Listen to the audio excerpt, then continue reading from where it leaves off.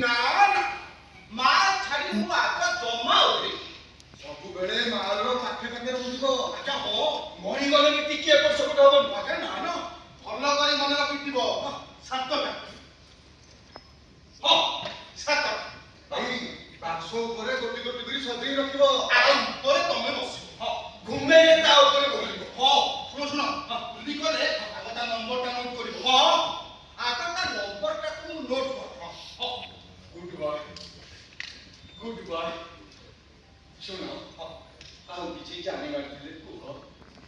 ନା ନା ଇଏ ସବୁ କଥା ତ ମତେ ବୁଝେଇ କଥା ଗୋଟେ ଲୋକ ଯିବା ସମୟରେ ଯାହା ଯାହା ଜାଣିବା ଆବଶ୍ୟକ କିଛି ବି ବାଦ ହେଲେ ଗୋଟିଏ ମାତ୍ର କଥା ବାକି ରଖିଲେ କାହିଁକି କି କଥା କୁହ କୁହ ଲାଜ କରନି। ମାତ୍ର କୋଉଠିକି ଯିବି ସେଇଟା କୁହନ୍ତୁ ନା କୋଉଠିକି ଯିବ ମାନେ? ଆଜ୍ଞା ହଁ ମୁଁ ଯିବି କୋଉଠିକି କାହିଁକି ଯୋଉଠିକି ଯିବା କଥା? ଆଜ୍ଞା କୋଉଠିକି ଯିବାର କଥା ତମର କୋଉଠିକି ଯିବା କଥା ଆମେ କେମିତି ଜାଣିବୁ?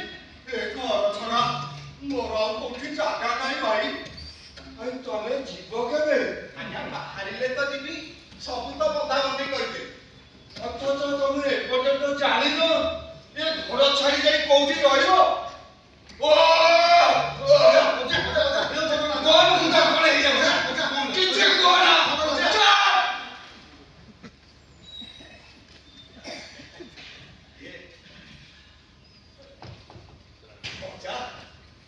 କାହିଁକି ଏତେ ବ୍ୟସ୍ତ ହଉଛ କଣ ପାଇଁ ମୋ କଥା ଏତେ ଚିନ୍ତା କରୁଛୁ କିଛି ଉପାୟ ନ ମିଳିଲେ ଆପଣମାନଙ୍କ ଘର ତ ଅଛି ତାମାନେ ଇଏ ହାତେ ଜାଗା ହେଲେ ମୋର ହେଇଛି ଏସବୁ ଜିନିଷ ପତ୍ର ଗୁଡାକ ମୁଁ ତମ ଘରେ ରଖି ମୁଁ ପପୁ ଭାଇ ଘରେ ରହିଯିବି କଣ କଥା କରୁଛୁ ନା କଣ?